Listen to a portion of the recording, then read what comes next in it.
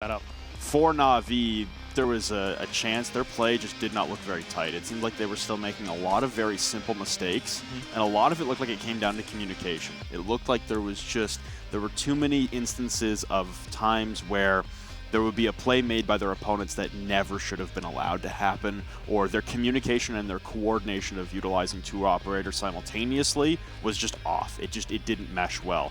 Obviously, Cryan, a new member of the team, it takes time to mesh. It takes time to work out specifically. Literally work out. Yes.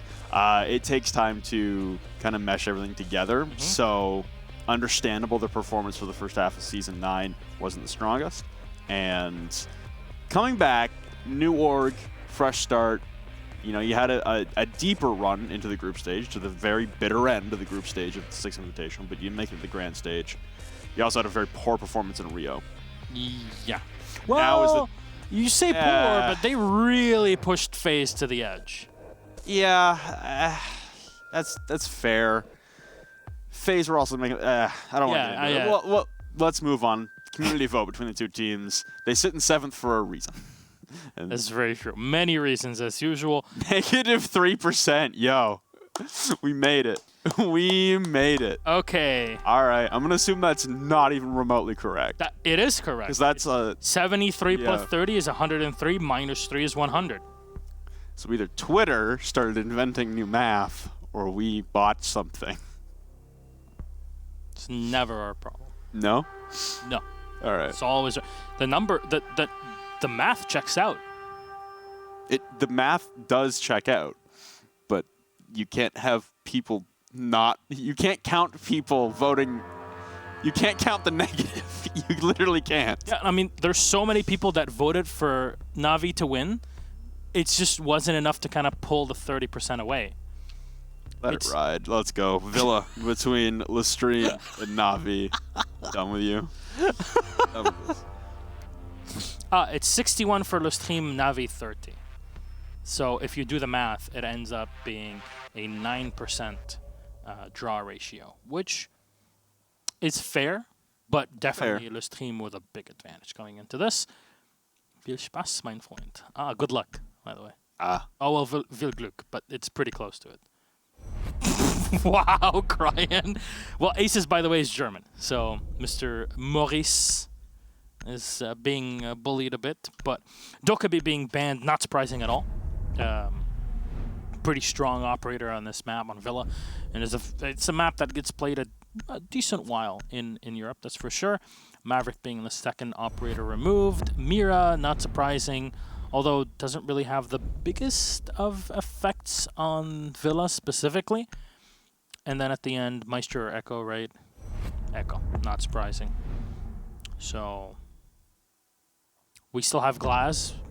Yep, still have Nomad. So different attacking operators that are banned out, but the defense operators, they remain the same. And you know what the cool thing about even Nomad being removed? Or not being removed, is that in this case, this is a map where you can, if you're playing on Trophy, you just vault over and you drop down, and you can evade a lot of the setup that the attackers might have ready for you. It comes down to timing and information at that point, but you have a lot of flexibility in the stuff that you do. I know, you look at Villa, it's a very rigid map, but there's a lot of things that you can do on the defense, but on the offense, you're going to hear me repeat this, because I haven't casted EU since, like, January, and it's time for me to hammer it home again. Please make sure you go through bedroom. You are an attacking team on this map. Specifically, you're attacking the site here in Aviator Game Room.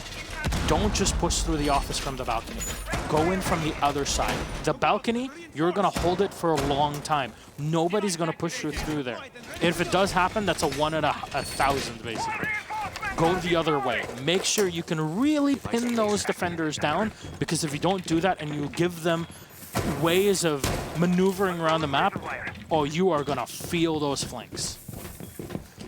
Hicks bringing a clash. This is our first instance of clash of the evening. Yeah, we saw the bikini body clash being run before. That was beautiful. You see her? Oh, you know the reference? No. Oh, man. So this is what Bikini does, and I love him. Bikini is a good friend of mine. Basically, he plays Clash. when he wants to put away the shield, he puts it away, but then 180s, so his opponents shoot the shield that's now on his back, and then 180s back as he has the SMG in hand and sprays you down. And when you're playing online, that is the worst thing to come across. It's scary. It's scarier than a blitz. Well, this is a slow peek here. KS, it appears, outside of the master balcony window, and Uno holding it from across the way. Nice kill holes opened up here by Aces with the Bailiff, and just narrowly exposing the head. It was actually Corey on the sledge. Opposed to KS and Thatcher, and again, oh my, a whole train of Na'Vi attackers, but it's Corey! Oh man, what a shot. Threading the needle onto Uno.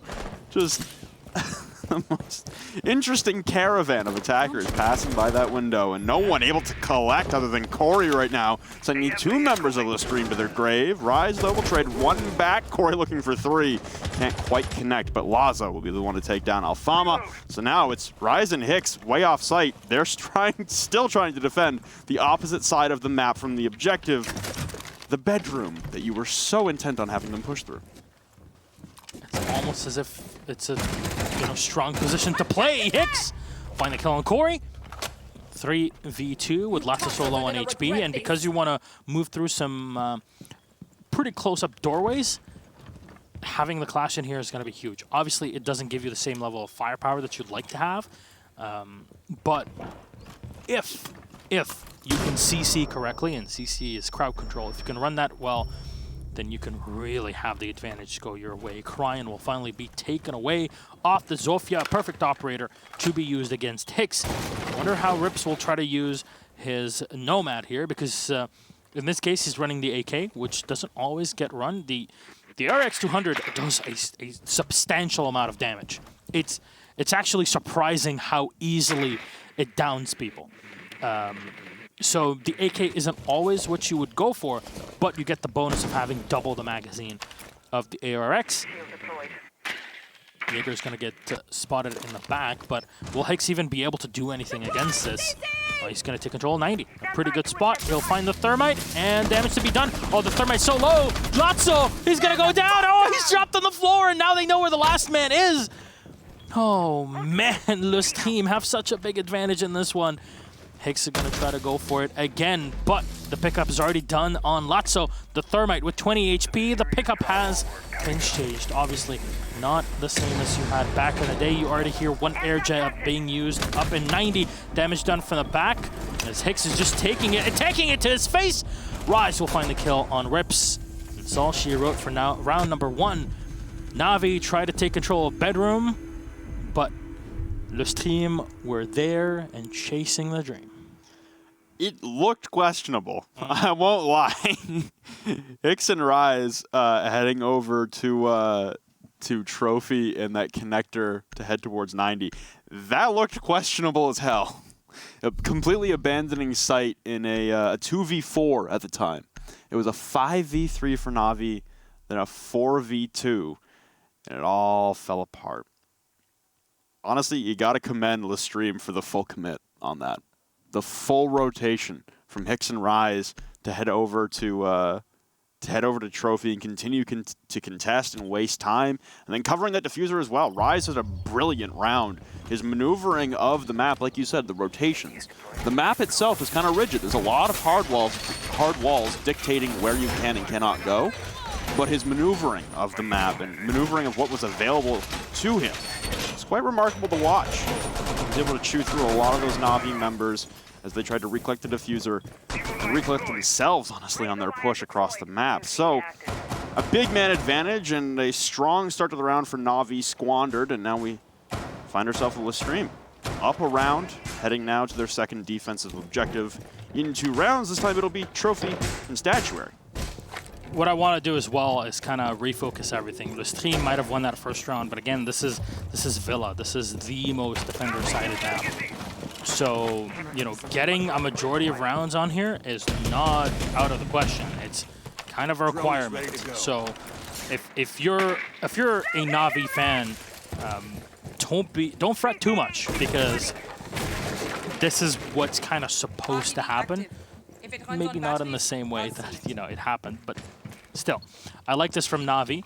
They just move in from the opposite end. It's not just about taking in from Bedroom. It's about attacking with part of your operators from the other side of the map, making sure you're always trying to tighten the noose around the neck of your opponents and not really leaving them with a lot of room to breathe. So, Navi again looking to implement the same kind of strategies, just in the inverse, pushing from the Aviator and Games Room side over the top floor, pushing from the south side to the north, trying to push through the corridors. Still have Chaos and Lazo out on the balconies, trying to contest with anyone maneuvering inside the site, but they do have an issue in that they don't have a Hibana, and honestly the Hibana getting impact tricked on Villa is the number one reason why she's not being run. Thermite, though, won't be able to open up unless they can clearly establish control of Master. However, Corey has tried to push in directly up against the statue, and he's running directly into Alfama's shield now, picking up the mantle of the Clash. The impact's coming in from the lifeline of Cry, and now double stacked in behind. Finally, Lazo jumping into Master. So they have that control, and they evade the Nitro Cell. Uno playing the pulse downstairs will miss a crucial explosive blast from lethality from below. A bit of damage done here, but at least Uno's going to be able to scurry away. And no, he's actually going to double down and play from below. So they're going to have a ton of information here, LeStream, even if they don't have an actual Nitro Cell. It's still around. It's still around, but you just can't realistically use it. I don't know if you can even pick it up from this distance. Aces will fire on down, and the wall had already been opened. Hicks is going to use a C4 in this case, actually. And it'll connect. Cry and take it away. And that's the Zofia. So now those Evilizer are going to keep where they are. And at the same time, you will have to worry about EDSs in the back. Corey will find the kill on Aces still. This team can do this. As KS will go for the plant. He'll stop for a second as Hicks and Rise will find 2 kills, 1 for each. Kiss and Rips, last 2 alive, behind the wall. They don't really have much in the way of maneuvering. So here the AR-33 of KS connecting to Hicks' head. Rips will find another one, and it's all up to Rise. Low at HP, 1 basically left. Can he deny the diffuser? If only he spots it. No, he runs away. And not much time with not much health as well. He'll have to hit the shots perfectly and come around. The air jab will be set perfectly by Rips. And that's Raj taken away. Navi, it's a pretty impressive way of kind of coming back in this round, and all thanks to the air jab. That looked like it was going to be another run there for LeStream on the counteracting. The Nitro Cell teamwork downstairs was beautiful between Hicks and Hicks and Uno. So, well played to the both of them, but it doesn't garner them a round win. It was a 3v2 advantage. By the time that plant was starting to go down, but Chaos and Rip, both with excellent kills to leave Rise alone. Rise has been doing a lot of work so far on the Jaeger. His roaming, he's been last alive for his team, or one of the last members alive in back-to-back rounds now. He's also been doing a tremendous amount of damage, whether it's him collecting the final kill or not. He's been doing a lot of work, just running around inside these corridors, bouncing up and down between the windows. 4 kills for him already through 2 rounds, and 3 for Hicks. Unfortunate circumstance there for, I believe it was Aces last time on the Maestro. Hicks was playing the Valkyrie downstairs. Had a shot lined up on Lazo as he turned the corner and just couldn't land the headshot as he tried to push in through the door for him. And that's what really started to set off the engagement for Navi, trying to push in for a plant attempt. We talked about it in the Empire game earlier on. It just seems like a couple gunfights go the way of Secret and maybe rounds turn the tide. Same situation there for Aces. If he lands that shot, maybe it's an entirely different story for LeStream. But nonetheless, they're still drawn right now at 1-1. They get to defend the site once again before either being forced off of it because of a win condition or being allowed to go back to Aviator and Games Room should they choose to. A big change for LeStream this time is they don't have the Valkyrie. They're running the Legion in this situation, which will give them more ways of kind of detecting how the flanks are going to run in the meantime. Obviously, the Legion just can do so much work, and Corey, oddly enough, running the Commando with no ACOG, which for a lot of people is kind of a gun that works very, very well with the ACOG. At the same time, they're not sacrificing Rips on the Nomad. Also using the AR-33. I know a lot of people are not like big fans of it. AR-33 with angled And ACOG is surprisingly good. It just has a pretty big effect if you're able to learn how to run it correctly. A C4 will not connect as I believe Uno still playing downstairs and rotate back up. No, actually no, that was not his Nitro Cell. Huh, then it was opened by the Zofia. Okay, it's just in case there's a pulse downstairs. I can see the mindset of this, but Corey will start chipping away at the barbed wire, and the site, though, is still untouched as Uno plays the back. Still got Rise. He's flexed himself downstairs right now, down the astronomy stairs. The flashbangs come in to try and burn out any ADSs and won't catch anything. The impact trick from Aces here as they bring the Legion. Be successful one time around. And now looks like Laz is going to try and crouch and put this a little bit lower, but that's not really going to do anything. The splash damage will be enough unless Aces throws this a little too far wide left. Coming out now, and the timing just barely at the final possible millisecond will bring that down, and Corey's been dropped down to below 10 HP now as he tried to push his way in through the statuary connector once again. It looks like that was actually the Nitro Cell from downstairs that nearly claimed the life of the IQ. Yeah, you can see the Nitro Cell being expended by Uno. Does not have that in his back pocket anymore. And still playing in a position that is oftentimes forgotten about, all the way in the wine cellar. He keeps moving up the main stairs. Hasn't found anyone just yet, but I believe he's already heard. Oh no, the drone does not detect him. This can actually be huge. That's the late round flank drone. And if Uno is able to take it away, then that's really going to slow things down. He does spot it, but does not want to make any sudden movements here. Rips is locking down. I believe that he has the pulse in hands, but Aces will fire in. He'll find 2 kills before Cryan is able to move in and take him out. That's a lot of damage. The Thermite that had not been able to do much has been taken away, and this is the rotation. Uno will come in, grab 2 kills, but Chaos is ready.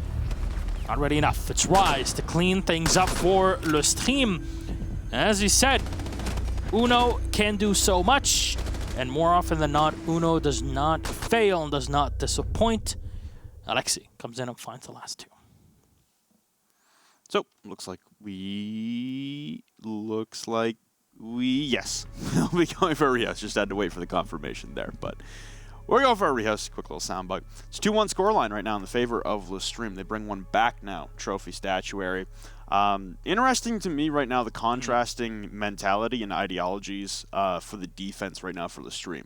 For defending Aviator in Games Room, they're very, and I mean 5-man invested on defending Master and defending that ingress from the parallel horizontal plane of the objective. When it comes to LeStream's defensive Trophy Statuary, however, they do not care about the opposite side of the same horizontal plane. They care more about verticality, and it's so much so that Na'Vi is able to get into that connector to statuary within 30 seconds. It's happened in back-to-back rounds.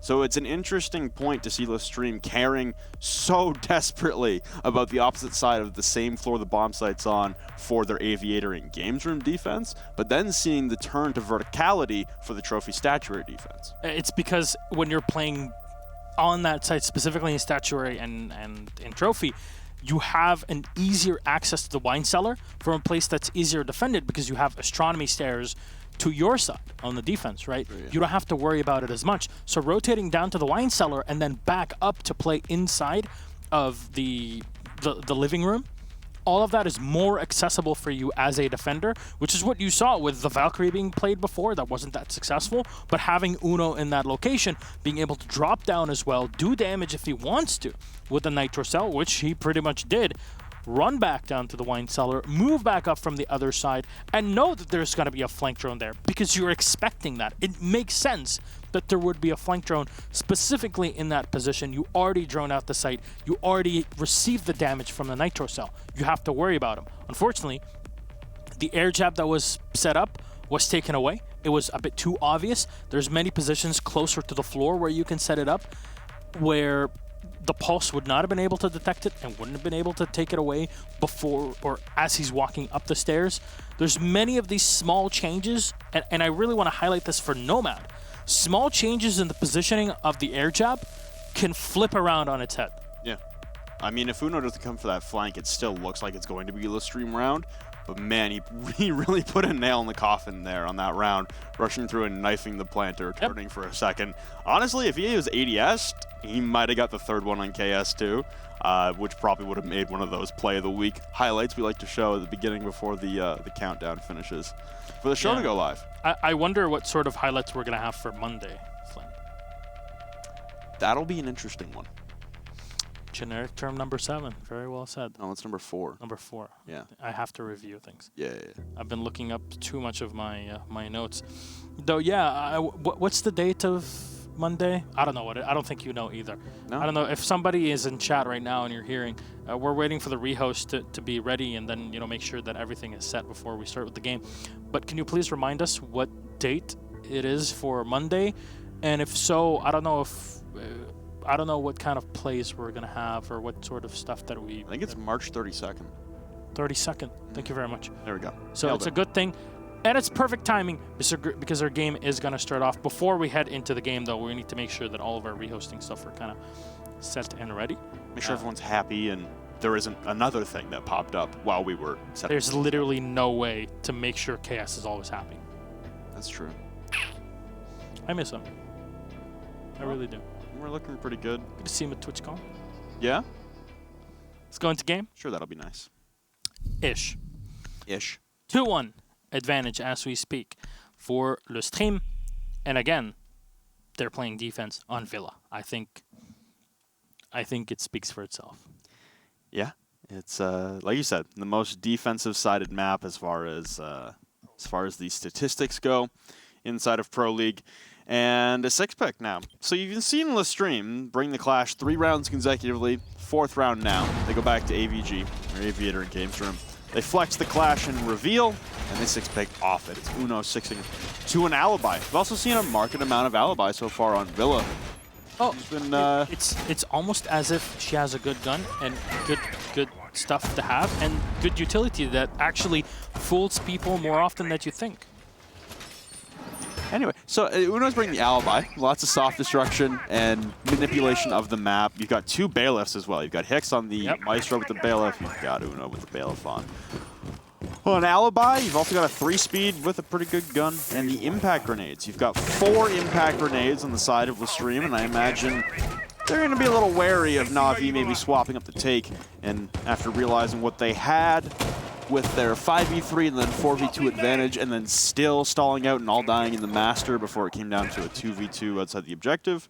Maybe Na'Vi will rethink and try and maybe put a little more pressure towards the study balcony in tandem with a Master take. Doesn't look like that's going to be happening so far. All right.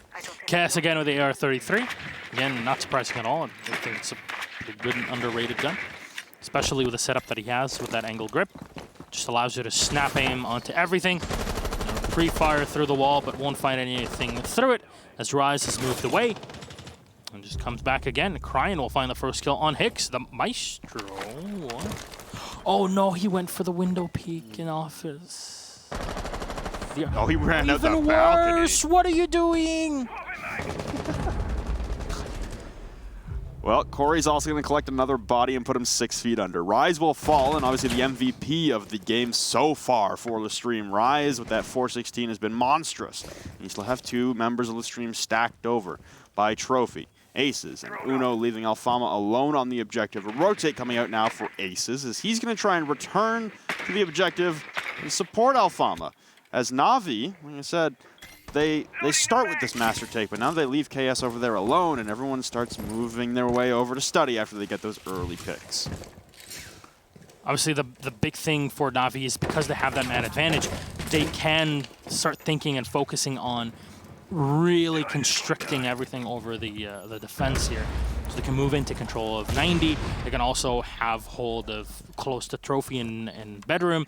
So a lot of things that are and options that are open to Na'Vi. I really would love to see that. It doesn't move, and no! Na'Vi will find the kill on Aces, and you're saying it doesn't what? It doesn't work. If you're in the vaulting animation, it won't yeet you anywhere. Oh no.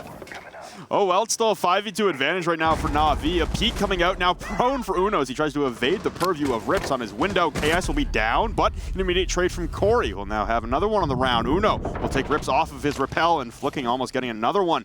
Vaulting up now in the 90. on the turned over cabinet, whatever is in the hallway. But it's Lazo completing the plant inside the objective. It's a 1v3 retake on just about half HP for Uno as he's sprinting down the hallway. He won't even check the corner. Corey, another body to add to the count. Having a huge game so far is Corey as well, as we equalize once again. That is Na'Vi taking another attacking round on Villa. Still at 2-2. Still possibility for Na'Vi to stretch a bit of a lead here and be impressive on their Villa attacks. 2 rounds on the attack is not too shabby. That's really like an okay spot to be in. Yep. You got a third one? Oh man, that's a 50-50 half at the end of this is. It's kind of like Clubhouse. Yep. It's, you come away Clubhouse 3-3, you're laughing to the bank. And it's even more. It's even more sided to this way. I think it's like 59 or 60% compared to like the 56 or 57 for the defense. But, you know, there you go. Mute's got to be in play for this round. Habana in exchange for the Thermite. Huh. Okay, so this is basically, yeah, it's just to counter the amount of impact that you will be seeing, right? You can really only get that bottom portion, but it's enough to try and put a dent in the armor. Exactly. It'll get you there. Because unlike the Thermite charge, you're not going to use the Habana most of the time to open up the big hole that allows you to walk into the site.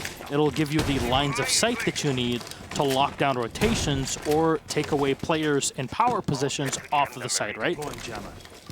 All of that together works very well, and I really like the change in the strategy and having all of these floorboards basically destroyed. If you're wondering why this is done, it's just so the Thermite can't put the charge on the side or on the side of the floor there and just use that to destroy the wall next to it, because the Thermite charge basically has an AoE effect. Unlike the Habana charge, you see that, for example, on Oregon when you set up the Thermite charge in school and it opens up the hatch next to it as well. Just a bit of a heads up. This is like a 101 to, you know, playing Thermite. I know it's very basic, but not everybody knows it. And I hope that's, you know, enlightened at least a couple people. Another alteration of the ideology of their defense here for LeStream, as they've backed off on their horizontal plane defense on the far side towards Master and Statuary. They've again pulled back and gone for verticality. You've got Rise with potential to have a Nitro Cell. You've almost 99% sure you've got Uno on a Nitro Cell, because if that Pulse has barbed wire, we got to have a real talk. It's got the Nitro Cell, thank the Lord, and now it's Alfama and Rise downstairs. Try and help him out. A little bit of pressure there applied from Chaos outside that front door, but he's not going to try and contest 3 bodies of LeStream, as it's Na'Vi trying to read the new setup from LeStream and counteract it. No, all that Chaos is trying to do there is just basically hold on to rotations, and that's about it. This will allow his teammate, in the meantime, Corey, to move in from below, and they can just shut down their opponents through that. But Chaos will come off the angle. In the meantime, you'll see the ping come out for, on Alfama. So they know now where the clash is, and they can kind of set her down in that position as Corey kind of advances very slowly. But you see the clash running up the stairs. This, I hope, does not fool Na'Vi into thinking there's nobody around. There's still 2. Uno's looking to pounce, and Rise is up close as well. Perfect here from LeStream. They gather the information on the player above, but not the one below. Rise will go in for the quick flick, but not much damage has been done to Corey. As I say that, Rise will finish him off. Somehow is still alive. Where is KS? Is still watching the lobby, and nothing really passing away from him. Tries to pre-fire onto the Mute, who's solo on HP, but it's Uno to find the C4 and take down Cryin. Good round so far for LeStream as they keep the Mute alive and the C4, the Nitro Cell that he has in his back pocket, as well available as he's playing close the Pulse. Terrifying prospect here for Na'Vi as the round continues to dwindle away from them. A double Nitro Cell, one cleaning up a down, but the other one onto Lazo. It's all rips alone now in the study in a 1v5. A fruitless effort as Uno will cut him down from behind with that UMP rotating back up the stairs. Good switch up there for LeStream on the defensive setup for Aviator and Games, and it'll net them another lead. We go back and forth on the defensive side right now for LeStream on Villa. The last round of the first half between these two teams, and it looks like we're going to be heading to the living room and library. Another quick little change up here for LeStream as far as their defense. They do not want to try and go back to the trophy and statuary. I really have to commend Uno for his play. If it weren't for Uno being able to give out that information, those nitro cells would not be hitting as efficiently as they are. The information that's being relayed between all the players at LeStream as well has been very clear. It's not always the case, but in this situation, it's just all comboing together, and just being able to give out that info is really helping out the team. Uno, this time going on to the Rook, as, in my opinion, this is kind of the weaker site on the map.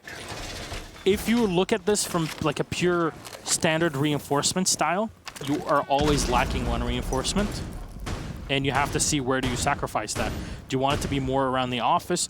Do you want it to be more around the small art gallery? But I like this. So much destruction being run, and it's just because you're bringing two shotguns. Both the Mute and the Smoke have so much flexibility, and you also have the Bailiff on the Maestro for the smaller bits to be taken away. I like the position as well here for the Black Eye. Overall, this is a pretty complex setup by LeStream on the defense. I've seen a couple other instances of this site being run before, and it seems like every single team has their own little twist on it. Every single team has their own little take on it. There hasn't really been established one universal, this is how you hold living room and library on Village just yet. Seen a lot of vertical pressure so far for LeStream before, and it seems like they have a lot of horizontal rotations preset, but it might just be a maze they're trying to trap Na'Vi in, as there is quite a bit of verticality for the placement of the LeStream members. Rips will be the man to try and hold down rotations from this main door at the bottom of the south stairs once again. Na'Vi pressuring from the south side, which is usually the more reinforced side of the two. Typically, you leave that one soft wall on the south side more towards the kitchen door at the bottom of the stairs. I really wonder what these reinforcements are really being used. I don't know, Mercy, if you can go to Floricam and check things out. The opposite end. Yeah, so they choose to reinforce by the office and by the art gallery, and also put one by piano. This allows Uno to play the position that he's in. Lotso actually try to open up that angle, but KS will find Hicks on the opposite side of the map. They're sacrificing their position as well around the bathroom here, LeStream, because they only have one reinforcement in there. This can really backfire later on. Oh, the Zofia so close to aces as he runs away, playing all the way on top. KS will find another one. It's a pretty good start to the round for Na'Vi. It's less than half the time remains. Know the thermite charge going off. Grenade lobbed right into aces. Run away at the last second and take no damage from it. Now it's Fama dancing around and trying to evade the constant holes being chewed into his ceiling, and now Rise whipping out a shotgun will be downed. Try to arrow and shoot forward to collect another kill. But Corey will send him down. It's Corey also from above using the SMG-11 to take down Alfama and KS, removing aces from play. LeStream surrender 3 on the defensive side. We level at a 3-3 scoreline. And KS with a 3K at the end of the round as well, holding off those rotation positions. And you saw, maybe if you're looking on the outside, like, why is the thermite destroying the wall in piano? The reason why you have that wall is because you want to rotate down into the wine cellar. Use that advantage of having the red stairs available for you. And when you have that, you can rotate away and not have to worry about people shitting in you. And if I really want to draw a comparison to this, you can look at the break room on Border, where it has that angle directly from the break room into 90 and into the rotation into Armory as well. This is what they were trying to do. So LeStream, theoretically speaking, had a very sound strategy. Unfortunately, when it came down to the gunfights, KS was just a bit too strong for them to deal with, and it kind of all fell apart. 3-3 at the half. You're Na'Vi, you're looking up, you're like, hey, we got 3 on the attack on Villa. That's pretty darn good. Let's see if we can chain them on here. But what's the reaction from LeStream? They run aces with the Nomad, who actually can do quite a bit of work with that. But they also run Uno, interestingly enough, on the Ying. One of those operators we saw was in the top 5 of operators that were banned, and we mentioned that even when a Ying is banned and let through, the most common pick in other regions, but there are members throughout EU that have honestly. No, break it, Lazzo! Break the glass first! So I'm pretty sure that's just client side on the view. I really hope it is. Because basically anytime I've ever tried to put down an Evil Eye onto something that breaks, it breaks behind it when you put it down. So I think you're good. Really? Yeah. Did they change that? I don't know. I put it down on paintings and windowsills before. And okay. Destructible thing behind it always breaks when I place it. I really want to make sure if Han Solo is watching right now and he'll know who he is, please try that out and let me know what happens before I get home, because now I'm very curious. But ARX being played by Aces, obviously you're letting go of more the firepower for just more damage. Habana will open up one angle for the Zofia to look all the way down, and it's an LMGE, something that is not surprising for a team like LeStream. There's actually a couple teams here in EU, not just Necrox, that runs the LMGE. It's a different look. It's a different beast, honestly, but 150 rounds ensures that, honestly, in any round in Pro League, you're probably never reloading. And the impact shot coming out only got the top row. So again, you've got this tiny little hole, but it's enough. Try and hold down some rotations if you're prone. A wide P coming out from Lazo. He'll lose half his HP for it. Honestly, if Uno had a faster fire rate weapon, that probably could have been his life taken away.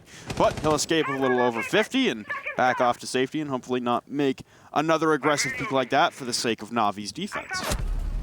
Navi, though, will find the kill on Hicks. That's KS. I'm not sure what Hicks was trying to do here with the peak. He's already expended two of his, the two impact grenades that he had. Or the two Gizmots, the stun grenades that he has.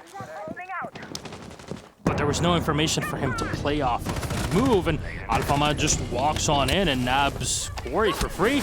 Uno up close with the Candelas in hand. Last one has been expended. The Bandit goes down to the floor and is quickly this. Oh no! Lutz is right behind him! And I really hope that Uno knows what was going on here. Oh, not again! Lotso from behind! He'll nab two for free, and the Maestro is just sitting in the corner. If anyone out there wonders why a lot of people they go prone when they get flashed, it's to stay out of visibility for dumb things like that to happen, where all Lazo does is go prone in the corner, and Uno walks right by him, and LeStream... He was behind a softball! ...unfortunately lose the round in turn. So it's Navi again, showing us what the defensive side can do on Villa. A cap can coming out in reveal phase for KS. He's going to stick that. Looks like it, yeah. Trion's going to 6-pick off of the Vigil over to a Pulse. So not only flexing the cap can inside of reveal phase, but also sticking to it. Also surprising that Navi aren't electing to go AVG or Aviator in Games Room. We don't call it AVG. Typically the primary. Yeah. Navi don't care. Going Statuary and Trophy as the first, and then downstairs to Library as their second. Short hair don't care.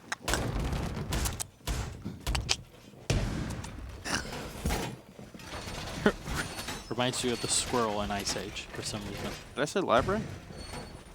I think I screwed up. It's the living library. It's kitchen. Kitchen. It's a library. There's knowing that this is an Italian villa, there's probably a couple of cookbooks, which makes it kind of a library. There you go, solved. Please call me for any legal advice. All right. I guess the big change up here is, again, it's the cap can for KS, and it's going to be deployment as well for Navi. We saw a lot of verticality on this side of the map from LeStream. Not so much there from Navi on their defense. A lot of members playing on site. Really only one member downstairs was the Jaeger Corey, who maybe didn't have headphones on last round, and Alfama snuck up behind him and got a pretty free kill. But, ooh. Oh, I like nice claim. Because you only need the one laser, right? I think you have to... Is this the... It goes through it. Yeah, that's the one rotation. Okay. It only needs one laser to show up to basically tag you. So, KS, if he makes a wrong move, this can...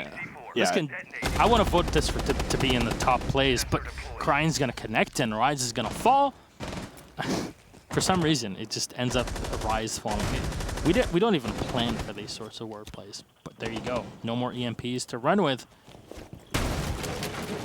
It's precarious here for Corey. He's going to take the angle with the shotgun up against a lower rate of fire LMG and Hicks's LMGE on the Zofia. And he's going to back out knowing he can't win that no matter what the rate of fire is on his weapon up against a shotgun that close. You're down a member already, and it's your Thatcher with the EMPs, but nothing really available to trick with, and a very, very botched Nitro from KS. That was stuck in the rafters. He was trying to destroy the X-Kairos. You could just send it over anyway. The splash damage of the Nitro cell would have got it. I think that the splash damage did get it. Works out all the same. Yeah, weirdly enough. Mute Jammer spotted and taken away. But Corey's still in here. Someone needs to drone for Hicks in this situation. With a shotgun, if you're not aiming at the body, you will really feel this. In the meantime, Uno's coming in here. We'll check the walk-in closet, but it's lots of... Elasis comes in from behind and finds him regardless. And almost so close for that Claymore. Hicks baiting out the shots here from Corey as the Candelas will rain out. The breaching charges as well. Alfama rip through rips, and there goes KS as well. Oh, a little bit of team damage, but in the flurry, it's LeStream grabbing sight control. Cryin inside the closet, but they hit the EDDs. Alfama, though, will remove the head of Corey, so it's all Cryin alone now, and he's not going to get very far at all. Held off in the doorway by Aces, and LeStream bring another one back on the attacking side. It's a rather even game on Villa. We're still deadlocked at 4-4. These are two EU teams that know their stuff on Villa. I'm not surprised at all. And it's not like this is an underplayed map. 2 weeks ago, LeStream were playing on this. They played it against G2. Also, just props to Navi for how well they've played in this game against LeStream, the number 2 seed right now in EU, looking to, again, extend that gap, because they still do have a little bit of a lead right now. They have a 4-point lead over G2, the currently third place team, right beside Penta, and both of those will play next. I mean, LeStream's trying to extend that chasm and move their way up the standings and try and further guarantee themselves a spot in Milan. Navi are doing a pretty good job of playing spoiler, and again, they're in one of those relegation spots. And for any team down there, it's about survival. It's about just because if you're in one of those spots near this point in the season, in EU more than any other region, you're done for. You know you're done for. At that point, it's just strictly, we don't want to be in the 7 or 8 spot. And Navi really only need a few points really with the trajectory that Chaos are on. And we'll see them play against Mouse, who had a pretty bad game last week as well. You know, there's a chance here that Navi and Secret can both come out of it. Navi probably more likely than Secret. Take it one game at a time. Right now, even if they just get 1 point out of this, they hold LeStream away from getting their easy 3 that many people would have predicted because of the 63-30 split in the community vote. Props to Navi for the way they've played so far.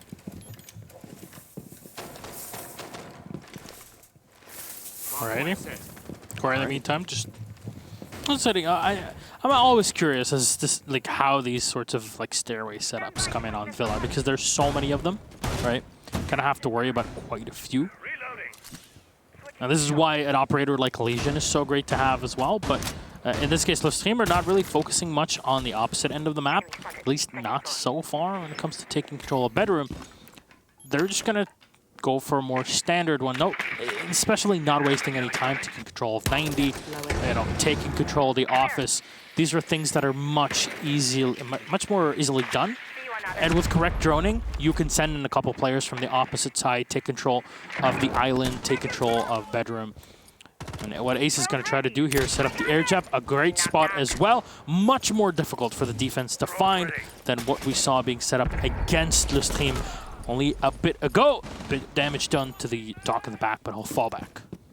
And Rips will overheal himself just to boost himself back to 100 for safety concerns. And now more EMPs coming out onto the walls as looks like Alfama wants to try and poke a few more holes in these reinforcements that Navi have set up. So the contention on the far side not really doing a whole lot to deter Navi from holding their angles and holding their control of the real estate on the far side of the map. Waiting for Hicks to try and make this play and jump in. It's going to be Aces really repelling in through 91. No, that'll be a big difference maker, but a slow peek there from Hicks will decapitate Corey. The Jaeger gone, the Candela's rain out, and here comes a very early push from LeStream. Uno, though, very low on HP. A flurry of shots come out. KS will grab one, but Aces on the trade. Cryan is also down, so at least KS and Lazo left alone. Lazo now the sole remaining survivor up against this Hibana hole. Peeking Aces, but finally will win out. Alfama, though, will grab the down and the finisher onto Lazo. And it's LeStream again. It's back-to-back attacking rounds for them, and now they're in the driver's seat, if only slightly, up 5-4. Someone had to win the round. That's math, yeah. Oh, but you can get a draw. You could. We just haven't seen a draw in a round in Pro League Once. in 5 ever. We've had like once. Yep. 5 ever. 5 ever. Is that one of those like Aurora XD? No. The girl comes up to boy. Stop. He says, stop. It's trophy statuary for Navi. I'm not even letting you. It's trophy statuary I for won't Navi. love you forever. And then she goes away, gets run over by a car. Is like, I will love you 5 ever. And I'm like, oh, I cry at RT if you cry every time. God damn it. Cod and Bandit played in this one. I tried, chat. I tried to save you. You can't. I tried. You can't. It's the old joke machine. Like I said, trophy statuary. Only one possible Nitro Cell being elected to be taken for Cryan. They also have changed up the strategy quite a little bit here. No Maestro coming out. Yep, that's to get the Cod basically in this play. Yeah. To exchange that, you get the Rook. You lose out on any cameras. Yeah, it's which is a lack of intel. I would have expected the Doc to come out, not the Rook in this situation. But maybe they're expecting a lot of grenade play. I mean, I don't know. Otherwise, I don't see why you would run the Rook and not the Doc. I mean, the bulletproof camera is pretty good to have, unless I'm mistaken. Especially if you're gonna not elect to run, or if you're gonna run the impacts on Rook as you should, and then use them in prep for setup. It's made a little bit of a maze over here by Aviator and Games Room. And you've got Rips playing 90 with the rotate through the vault door. And it looks like right now LeStream are going to be sending 3 in through that study balcony with 1 repelled in the 90 window. So this investment of utility and manpower on the far side could be quite beneficial here for Na'Vi to try and equalize once again.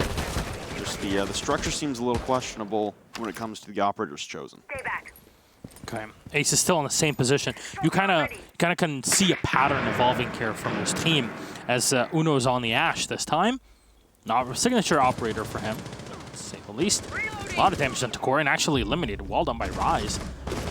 Now they can go in and take it. All the angles are open, but Cryan and Rips will find the kill each, and Uno botched up, bites onto a bit more than what he can chew. Suddenly, look at the amount of damage done to Na'Vi. It's just no kills landed at all. That has to be disheartening for this team. I don't know if the Rook armor would have completely been to thank for this one. And oh my, another dangerous rotation attempted for Cryan as it's being cut off by Hicks right now outside of this window. Toxic Babe, the first one will come out from KS as Alfama tries to push into the bathroom. But Rips and Cryan in the olden days could have been reset to 50. Yeah, not anymore. Maximum is 20, and air jab's placed now for any rotations coming out. The Electroclaw spotted and taken care of by Alfama as they still have a minute to convert a site execute. It also has been splotted. I mean, it's called a Tila, which is like it's an arachnid. So it's splatted as well. For the love of God. I'm trying to save you here, man.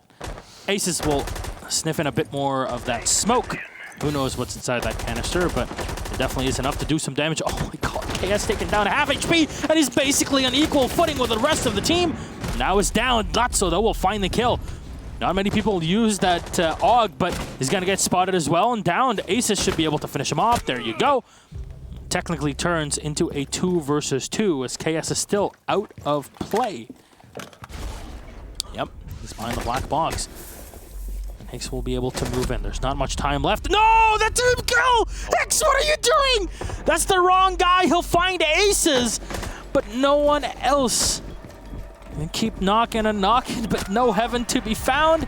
Goes in for the plant, has to stick it. Rips will come in and rip into Higgs. Just, what are you doing? That was very, very winnable. That was the biggest team kill round throw since Norengo. I was gonna say that was pretty big. Last one I can remember that was a $200,000 team kill. Last one I can remember that was that monumental was SI for Norengo. Yeah, that round looked very, very winnable. And you're in technical 2v2 and you have a massive health advantage. You have Hicks with that LMGE freshly reloaded. Dude, you could plant and then just keep tap firing a door for the rest of the round and probably win just off of the pure suppression and not having to ever reload. Oh. Unfortunate there for LeStream, because while they are in second place kind of comfortably right now, at least 1 week's worth of comfort, you definitely don't want to slow down at all right now with G2 coming hot on your heels and really everyone else close behind in EU. It's a very, very tight race for that number 2 seed. Last thing you want to do is slow down right before you get to the finish line. So we're guaranteed to go the distance here. Whether it's a draw or a win on either side is yet to be determined. It's Na'Vi on the defense now after being successful. Maybe not of their own doing, but hey, they get the round regardless. We'll head back to Aviator and Games Room after winning trophy and statuary. But now, how is this going to really change things up? Is this going to turn into a tie? Is everybody going to have the worst predictions week in Pro League history? Everybody can predict Empire. That's not a complicated matter. The rest of them are much tougher. Yeah. All right. How will LeStream play this? Aces moving in with the rest of the team around him. They'll open up the main entryway, destroy first camera, but a lot of damage has been done to Rise. That's pretty free, actually. Who didn't take their Rook armor? How does this even happen in professional play? Well, I don't think they're really caring too much right now, considering the damage they've done to both Rise and to Uno. A brilliant start here for Na'Vi as they try to guarantee themselves a point, and again, try to dig their way out of a potential relegation spot. Right now, if the season were to end at this very moment, oh, there goes there's a Kaid trick on the wall. Yeah, it looks like Lazo's right up against it, and he's pulled back his claw now after he's gotten the X-Kairos pellets taken off. And here comes the EMP that won't do anything, as you've still got both Electric Claws in the back pocket here for Lazo, and here comes the Electric Claw again, and an impact trick coming over the wall. It's a fruitless battle here for the stream. Just still breach something. Nice little donut hole. Always look on the bright side of life, my friend. Uno with a flash around here as Aces will penetrate into 90 from the window. No one to be found at the opposite end of it, as kind of been evac'd completely by Na'Vi, having that huge manpower advantage. They're running players from below, but nothing is connecting. And Rips will find it. As I say it, Hicks will get taken away. Similar setup to what we had last round. Bandit trying to come up the stairs and will get swiftly taken away by Aces. The Cotton is still alive, and Lotso, the coach, is doing so much work. Taken away, and the two players that are still down on the floor. Now it's the Habana to try and come in and plant. Lotso cannot shoot anyone through this, and he'll find the back of the Cotton. Still in a 1v1 situation. Look at the amount of time that's left. Can go and plant in the side. No Nitro Cell available for Corey, but he has the shotgun in hand. And if there's no information to be given back to Corey, Alfama is going to have an easy spot here to just play the long angle games. And he plants in the perfect position right behind that vault door. It is all so well done by Alfama, an extremely intelligent, underrated player in Pro League.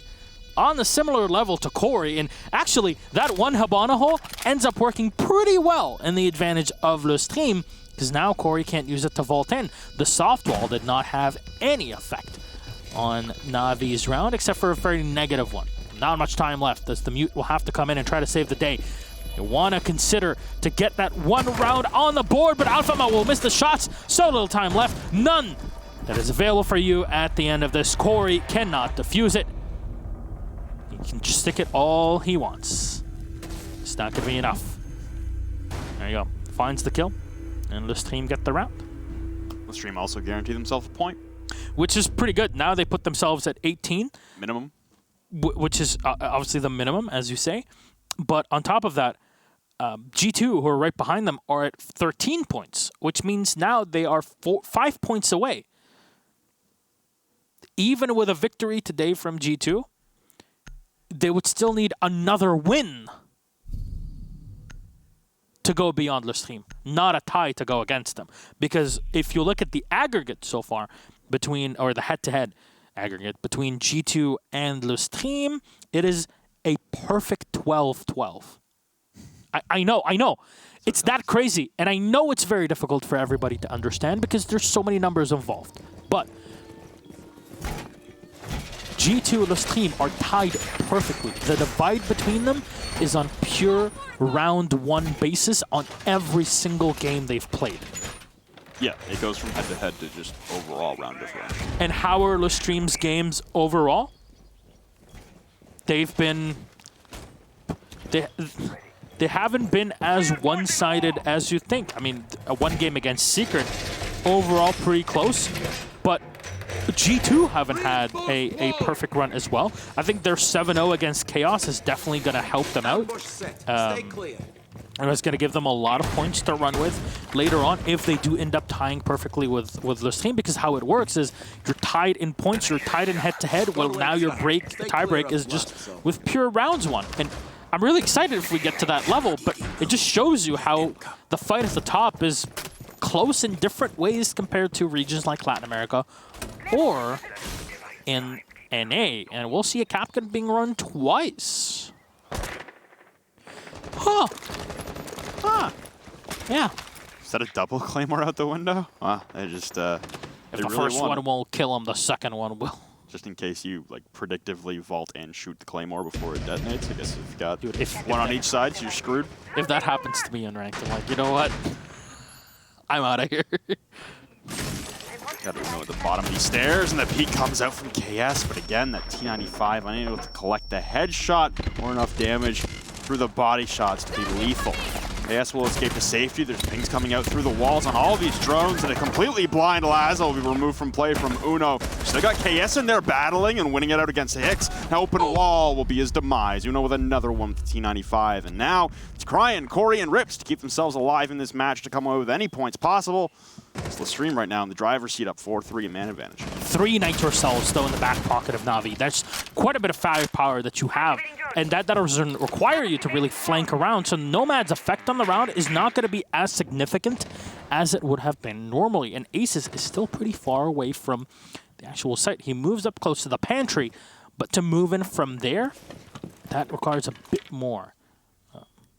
And he actually has no air jabs left, interestingly enough. There's only one Candela left, and this is going to be used to just enter into the memorial room as one Nitro Cell is going to get used and follow up with a kill. Cryan will find one, but Aces with the refrag, all up to Cryan, who's still alive somehow. It's being shot in the back, and LeStream will find it. Na'Vi to go down. LeStream with the 12th round being won, and that's a 7-5 victory for the mixed French team. GG, well played. Good job there from LeStream, honestly, to come away with the 3 points in a game that looks like it should be easier based on standings. I think community vote also reflected that with the way people are feeling the teams are at. I don't think it's fair, though, considering the way that Na'Vi played. It was a well-performed game from them on both sides of the map, whether you're on attacking or defense. Both teams played quite well. It was a hard-fought match, and honestly, I think it was a lot harder and a lot closer of a match than a lot of people were expecting heading in, given the standings and given the play from Na'Vi in the first half of the season. Yeah, not many people would expect KS to be on top of the scoreboard at the same time, so it's kind of a double whammy in that situation.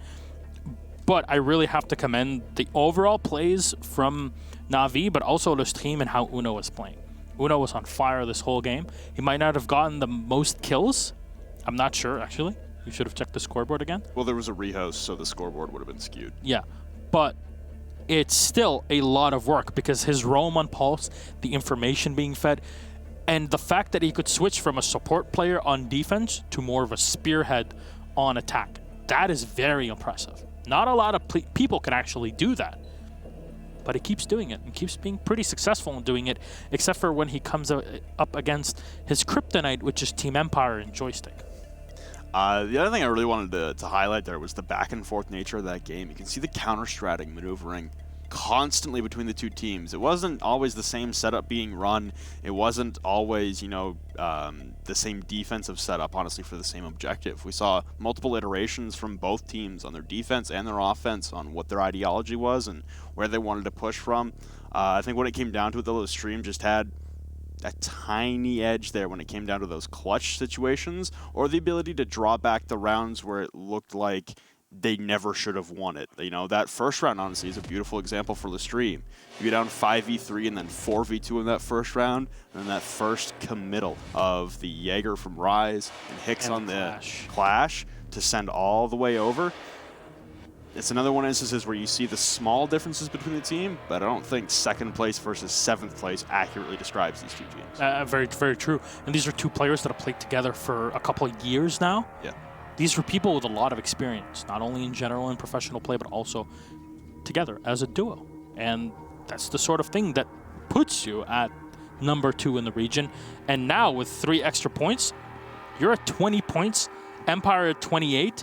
G2 are now 7 points away from LeStream. Not only do they have to tie LeStream, but they have to do it by beating everyone, including Team Empire in 2 weeks.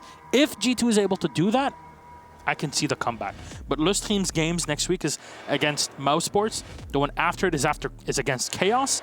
And then on April 19th at week 13 is when they play Empire. So they can collect points barring any sort of comeback. You also got to talk about that Empire game, because we're predicting at that point Empire will have clinched based on whether there's losses throughout or they just simply win their next game against Penta. Does Empire really care at that point, or is that looking like a freer game for LeStream? You're in a scenario right now where LeStream could possibly bank a lot of points consecutively. They've got a lot of their harder games out of the way. It's looking pretty good for LeStream to be the second seed. They're in a wide margin right now in second place. Let's have a quick conversation, though. A quick stroll down with Rise, connecting with us from LeStream. Bonsoir, Valentin. How are you? Bonsoir. Very well, and you? I'm pretty good. I hope your drinking nights with Fabian were pretty cool as well. He's been sending me quite a few pictures as well. But otherwise, I don't think it's had anything more than a positive effect on you and the entire team. Today was, a tough fight versus Na'Vi, as Flynn was saying. It was a very back-and-forth matchup between you two on Villa. A great map for both teams. But I want to highlight the way you guys played the Clash. So I'll take you back to round number 1, where not only did you run the Clash, but also committed quite heavily onto the defense in Trophy against Bedroom when you were playing an Aviator. How did that round play out in your mind? And was it just set up in a way to surprise Na'Vi in round 1? How was it played? No, it wasn't really a surprise for them. Like, we are used to run the Clash on Villa, on this specific site. I think they really played that site very well because they win it. Like the second time we played, they are being aggressive on the other side of the map, which not really allows us to help each other because they are playing from outside, and it's really hard to pick people at the windows on this map. So yeah, basically we won the round because they didn't regroup soon enough, and we could get that small peaks with the Clash with the infos really quickly, and then fall back on site and hold the site. They didn't even breach or whatever. So they couldn't breach at that point, right? There was just so much pressure on 90 that the Clash was able to put on there, and it was extremely well done, I have to say. I want to highlight also a second player on the team, Uno. Alexei did extremely well this game, not only in terms of kills and the effect he's had in frag power, especially on the attacking side, but also on the defense. I mean, seeing him on the pulse, being able to roam around the entire time, get off flanks, shut down Nomad air jabs quite a few times, and relay a lot of information. How is the communication having Uno on that more support role, the pulse, on the defense? Because you saw him when you guys went to the attack, he plays the Ashe and the Ying, and he turns into the spearhead. That's not something that a lot of players can achieve. I'm pretty happy that you say that because Uno doesn't like to play Pulse on Villa.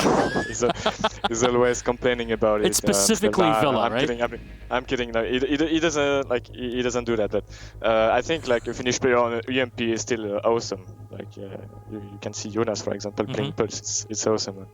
And yeah, Uno is really doing good with the Pulse. Like not even with the weapon, but also with the sensor, as you said, is bringing a lot of info on this map. And Pulse on Villa is, in my opinion, one of the most important operator to pick and to give the right information about the direction of the attack. So yeah, this is really doing good. And like I'm not surprised he's doing good with the UMP. It's just a monster. That's all. You focused on the Pulse in this situation. I want to take a look at another operator on the attacking side. The Jackal was distinctly not present in this entire game. Is there really any reason for it, or were you just focusing more on the Nomad instead of the Jackal? I think we were more focusing on the Ying than the Nomad, because you can run a Nomad with a Jackal at the same time. It's not really like Nomad is still a flank holder, a good flank holder. It's just a different of game style we decided to have against Na'Vi. We decided this like at the beginning of this week. We were like, hey guys, why wouldn't we try Ying in our comp? And it's working pretty well so far. So maybe we should bring more some. Except for the one round where you pushed Trophy and Lotso was standing right behind you at the soft wall and sprayed two people with the Maestro. I'm like, where was the drone in that situation? We still struggle a bit with it. It's a work in progress, right? Yeah, of course. It requires an operation health. With that said, Rise, anything you'd like to say to all the LeStream fans? Because you guys are getting very, very close to securing your position at the Pro League Finals in Milan. Exactly. Well, to the fans, I really want to thank them again because they are amazing. The support they are providing is amazing, and I also have like a word to tell to Fabian. Just wanted to tell him that like there is no Pro League spot, land spot for him this season. It's for us. Sorry, we're coming to get it. Them's fighting words, as they say. So let's see if the Swede has anything to say about that. Their game is coming right up here today, and they'll have a few more. You guys are tied 12-12 overall in your round victories. So that fight is going to be a pretty interesting one. Hopefully one for the history books here in EU Pro League. Again, merci beaucoup. Thank you very much for the interview. Congratulations again on your 7-5 victory. Hard fought against Natus Vincere on Villa. And we'll see you next week because that game is you against Mousesports. We're really looking forward to a Finnish-ish clash, right? Thank you very much, Miloš. Thank you very much. Good night. Bye-bye. Good night, you too.